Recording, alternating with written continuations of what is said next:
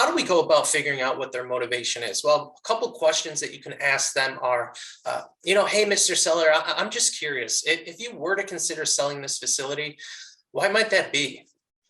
Another way to say that is, hey, Mr. Seller, I'm curious. If you were to consider selling this facility right now, why might this be the best time for you to sell?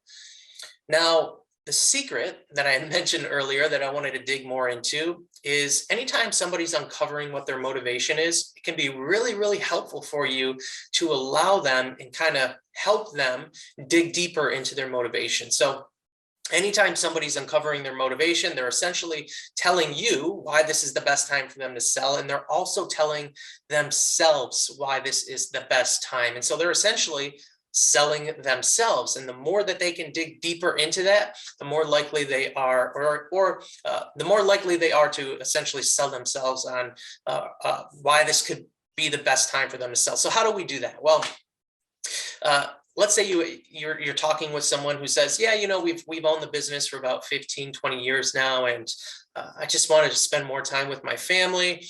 You could dive a little bit deeper into that and say something along the lines of, I really respect that. Do you feel like the storage business has been getting in the way of you spending time with your family over the years? So all I'm doing is just asking them a question in a way that allows them to start digging deeper into their motivation. And I think you guys will be surprised how the results that can happen because of that. And so the second part to this, as I mentioned earlier, is eliminating false beliefs.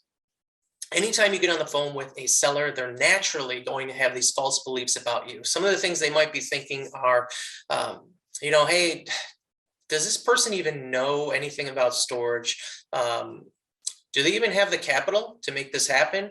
Are they just wasting my time? Are they just going to make me a lowball offer?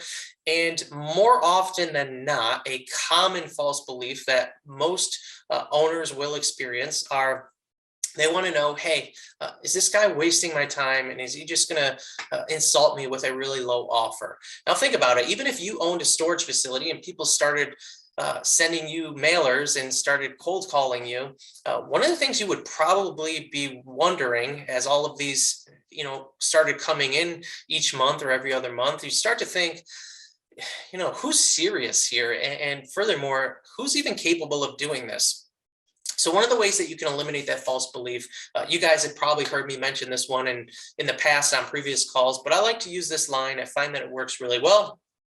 And it is, hey, Mr. Seller, just so you know, we probably look at 30 or 40 of these facilities per year. And realistically, we might buy maybe one of them. So there's a chance that your facility might not be the best fit for us. However, generally it takes about 5 minutes or so to figure that out. And if any point I feel like this isn't going to be the best fit, I'll tell you. If I think there could be an opportunity for the both of us, I'll also tell you. Are you okay with that? And so what this does is it eliminates that false belief, because if they're previously thinking this guy is going to waste my time, make me a lowball offer, and you kind of reverse that and let them know, hey, this might not even be the best fit, it eliminates that false belief. It puts them at ease, and it allows for a more open and honest conversation. So I found that to be really helpful. And just keep those things in mind when you're talking to a seller. They're going to be, trying to disqualify you. They want to know if you're serious. They want to know if you're capable, if you have experience. They want to know if you're just going to waste their time. And so keeping those in mind and touching on them when it feels appropriate. You don't want to just start blabbing all these things out and sound like a salesman. When you feel it's appropriate, using them in a delicate way can help eliminate some of the false beliefs that they have.